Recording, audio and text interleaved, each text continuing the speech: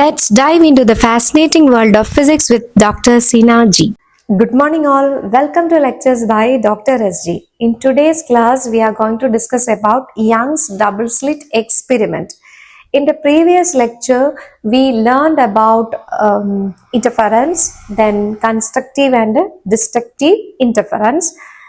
And it was Thomas Young in 1802 experimentally demonstrated the phenomenon of interference of light through his double slit experiment.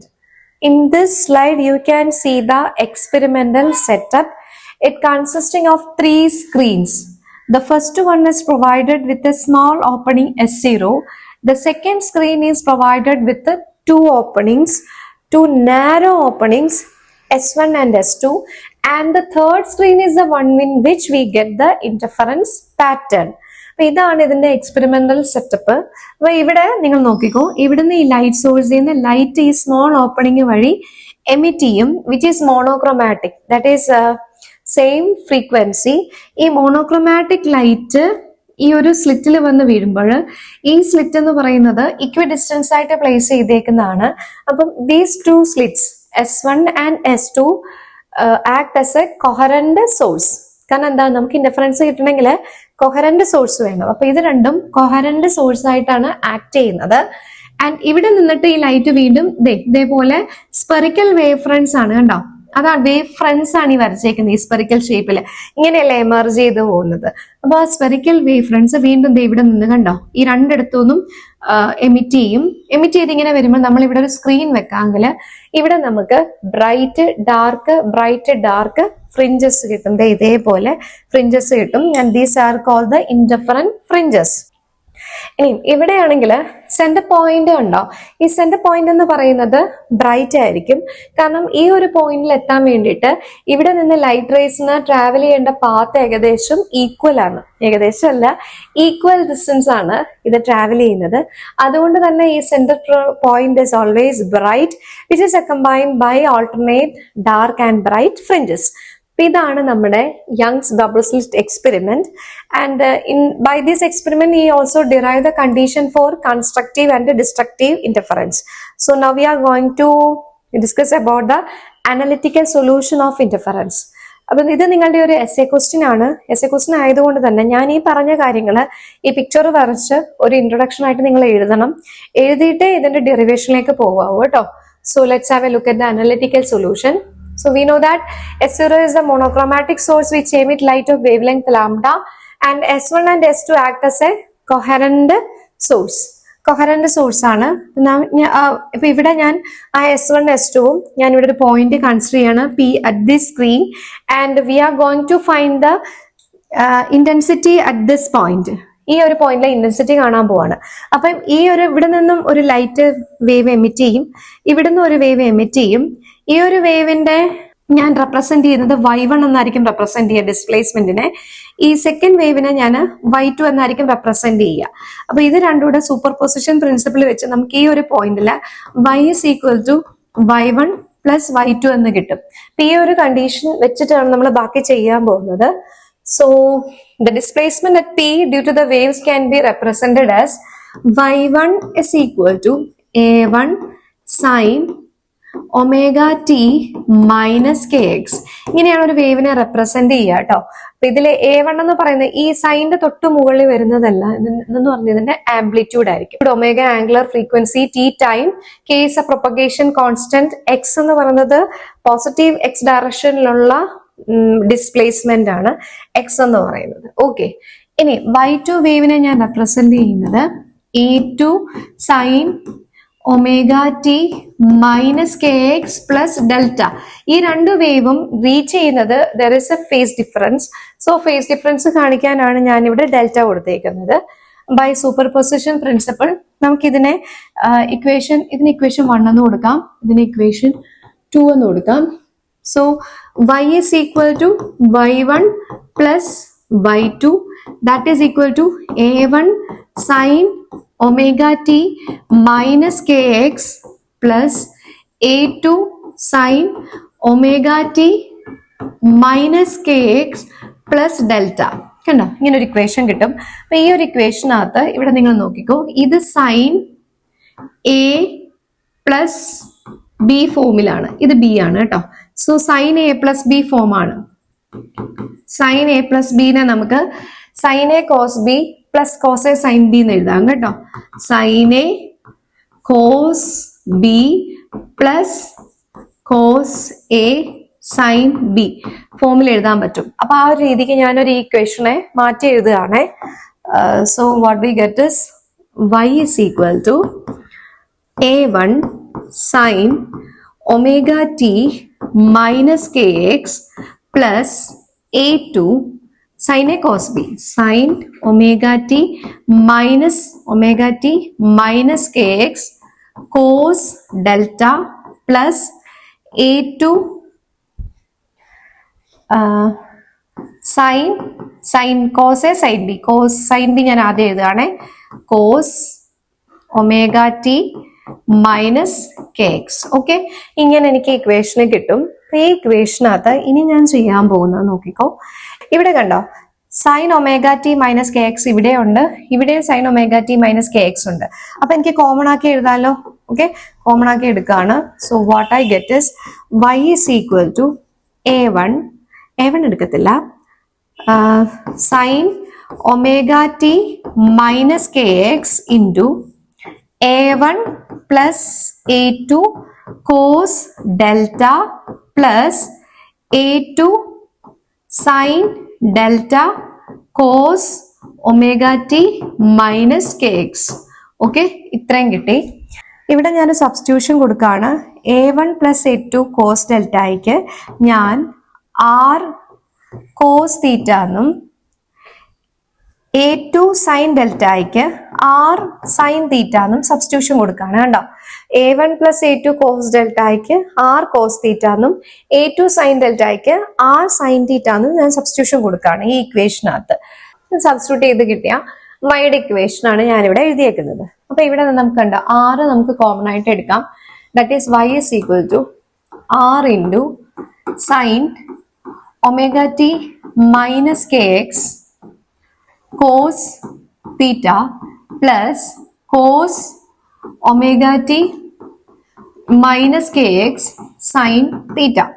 ഇത്രയും കിട്ടി.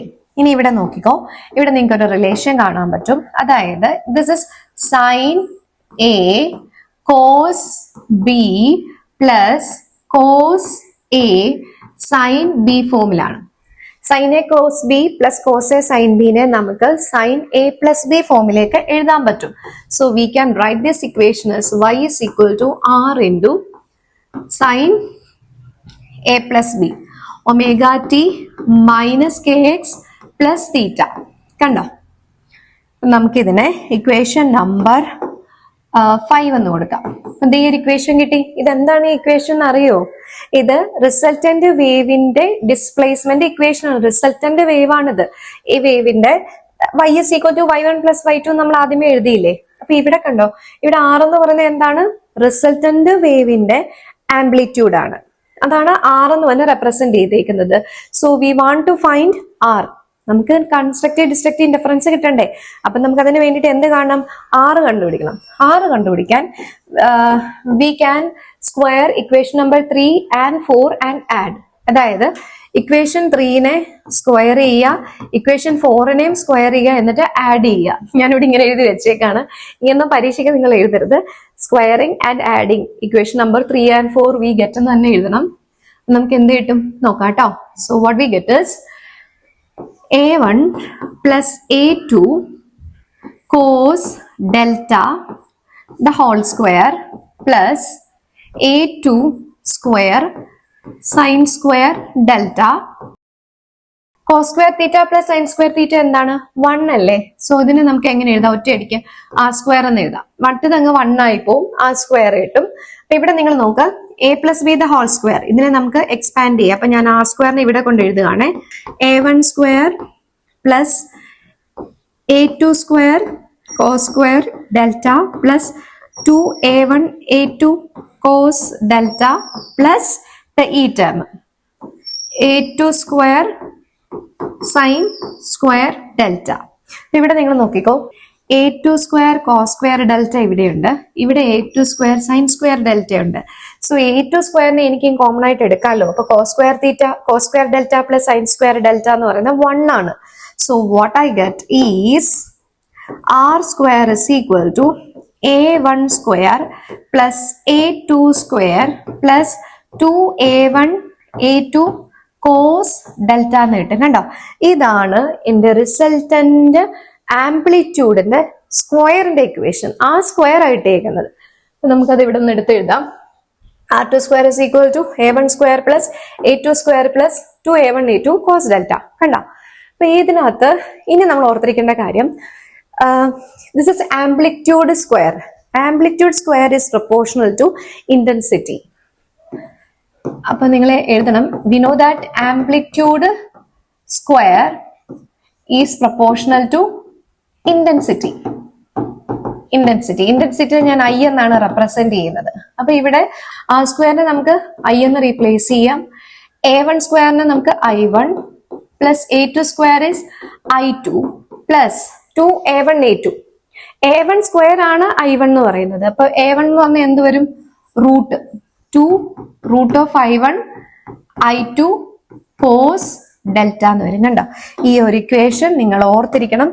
This is the final equation for the intensity of the resultant wave.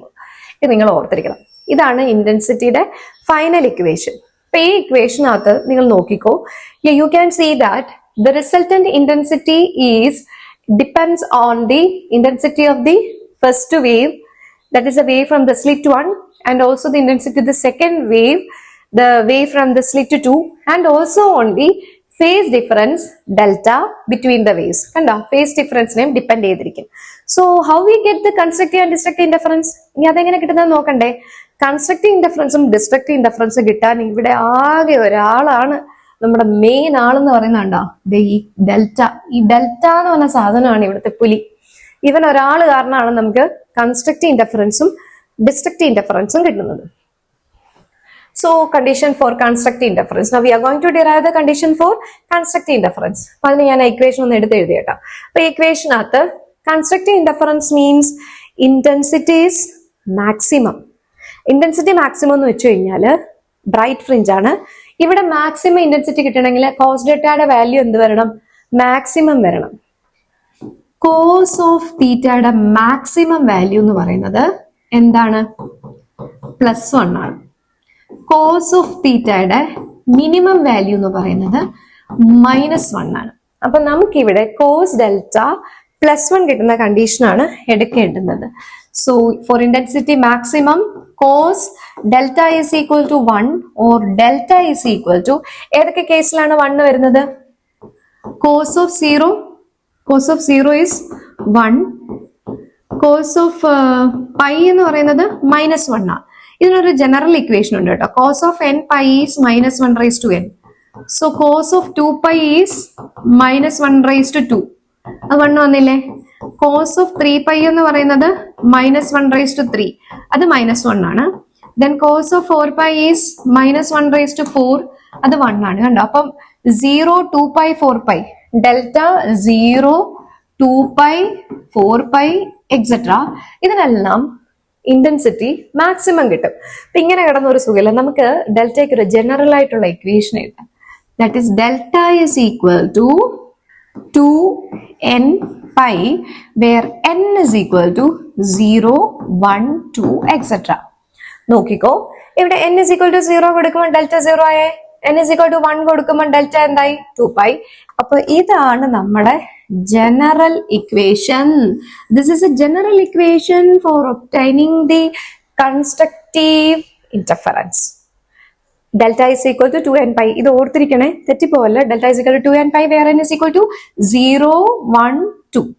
അപ്പൊ അങ്ങനെയാണെങ്കിൽ നമുക്ക് equation ഒന്ന് rewrite ചെയ്ത് എഴുതാമല്ലോ. ഇന്റൻസിറ്റിയുടെ ഇക്വേഷനെ I is equal to, intensity maximum ആണ്, i1 plus i2 plus 2 root of i1 i2. Cos delta 1 ആയില്ലേ?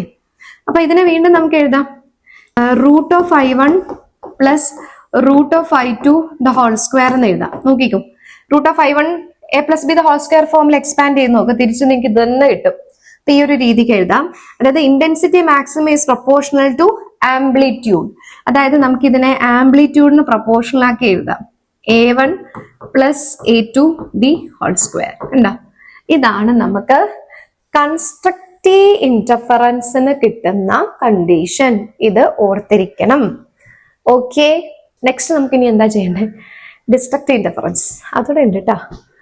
So condition for destructive interference എങ്ങായി ഞാൻ എക്വേഷൻ എടുത്ത് എഴുതി. അപ്പൊ ഇവിടെ ഡിസ്ട്രക്റ്റീവ് ഇന്റർഫറൻസ് എന്ന് പറഞ്ഞു കഴിഞ്ഞാൽ എന്താണ്? ഡാർക്ക് ഫ്രിഞ്ച് ആണ്. സോ കോസ് ഡെൽറ്റ എന്ന് പറഞ്ഞാൽ മിനിമം വാല്യൂ വരണം. കോസ് തീറ്റയുടെ മിനിമം വാല്യൂ എത്രയാണ് വരുന്നത്? -1 ആണ്. -1 വരുന്നത് എപ്പോഴൊക്കെയാണ് വരുന്നത്?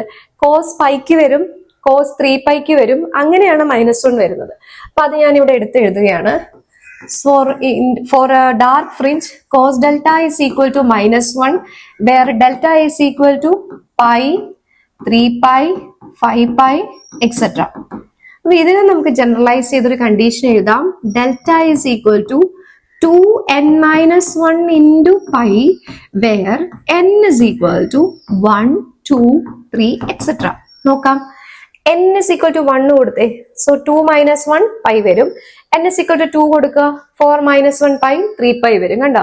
അപ്പൊ നമ്മുടെ കണ്ടീഷൻ സാറ്റിസ്ഫൈ ആയി. ഓ, നമ്മളെ ഭയങ്കര മിടുക്കരാണ് കേട്ടോ. അപ്പൊ ദാ ഈ ഒരു ഇക്വേഷൻ ഇതാണ്. This is a phase difference for obtaining the destructive interference. അപ്പൊ ഈ ഒരു ഇന്റർഫറൻസ് കേസിലും നമ്മുടെ ഇക്വേഷൻ നമുക്ക് ഏത് ഇക്വേഷനാ? ഈ ഇന്റൻസിറ്റിയുടെ ഇക്വേഷൻ എനിക്ക് എടുത്തെഴുതാം. I minimum is equal to I1 plus I2. ഇവിടെ എന്ത് വരും? കോസ് ഡെൽറ്റ -1 അല്ലേ? So -2 root of I1 I2. This can be written as root of I1 plus, sorry, plus അല്ല കേട്ടോ, minus root of I2 the whole square, which is proportional to A1 minus A2 the whole square. കണ്ടോ? ഇതാണ് നമുക്ക് destructive ഇന്റർഫറൻസിന്റെ condition. So this is one of the important essay question of your syllabus, that is Young's double slit experiment. It lengthy ആണ്. നമ്മൾ ഈ essay ഒരിക്കലും നമ്മൾ essay കാണാതെ പഠിക്കാൻ പറ്റത്തില്ല. അപ്പൊ അത് എഴുതി തന്നെ നിങ്ങൾ പഠിക്കണം. അപ്പൊ അതിന് വേണ്ടിയിട്ട് ആദ്യം നമ്മൾ ചെയ്തത് യങ്സ് ഡബിൾ സ്ലിറ്റ് എക്സ്പെരിമെന്റ് എന്താന്ന് പറഞ്ഞ് അതിന്റെ എക്സ്പെരിമെന്റൽ സെറ്റപ്പ് ഒക്കെ വരച്ചിട്ട് പിന്നെ നിങ്ങൾ എന്ത് ചെയ്യണം? 2 സ്ലിറ്റിൽ നിന്ന് വരുന്ന വേവിന്റെ ഇക്വേഷൻ എഴുതണം, y1 ഉം y2. ആ ഇക്വേഷൻ എഴുതി ആഡ് ചെയ്യണം. ആഡ് ചെയ്തിട്ട് ഇവിടെ വരുമ്പോൾ sin a+b ഫോമിൽ കിടക്കുന്നതിനെ മാറ്റിയിട്ട് ഇവിടെ വരുന്ന ഈ സബ്സ്റ്റിറ്റ്യൂഷൻ ഓർക്കണം. r cos തീറ്റയും r sin തീറ്റയും സബ്സ്റ്റിറ്റ്യൂഷൻ ഓർക്കണം. ആ സബ്സ്റ്റിറ്റ്യൂഷൻ നമ്മുടെ ഇക്വേഷനിൽ കൊടുത്തിട്ട് r കാണാൻ വേണ്ടി ഈ 2 ഇക്വേഷനും സ്ക്വയർ ചെയ്ത് ആഡ് ചെയ്യും. ആഡ് ചെയ്ത് അറേഞ്ച് ചെയ്ത് വരുമ്പം നമുക്ക് അങ്ങനെ ഒരു സ്റ്റാൻഡേർഡ് ഇക്വേഷൻ കിട്ടും. ആ ഇക്വേഷനിൽ that intensity depends on the phase difference. So phase difference 2 condition കൊടുക്കും. ഒന്ന് കൺസ്ട്രക്റ്റീവ് ഇന്റർഫറൻസിന് delta is equal to 2n π, where n is equal to 0, 1, 2. ഇവിടെ 0 ആണ് ഓർക്കണം. And for destructive interference delta is equal to 2n - 1 π, n is equal to 1, 2, 3. ഇതാണ് ഈ ഒരു delta എന്ന് പറഞ്ഞ സാധനത്തിനനുസരിച്ചിട്ടാണ് നമുക്ക് അവിടെ കൺസ്ട്രക്റ്റീവും ഡിസ്ട്രക്റ്റീവ് ഇന്റർഫറൻസസ് കിട്ടുന്നത്. Okay, hope you all understood my lecture. For more updates, keep an eye on my educational channel, Lectures by Dr. Seena G. Thank you.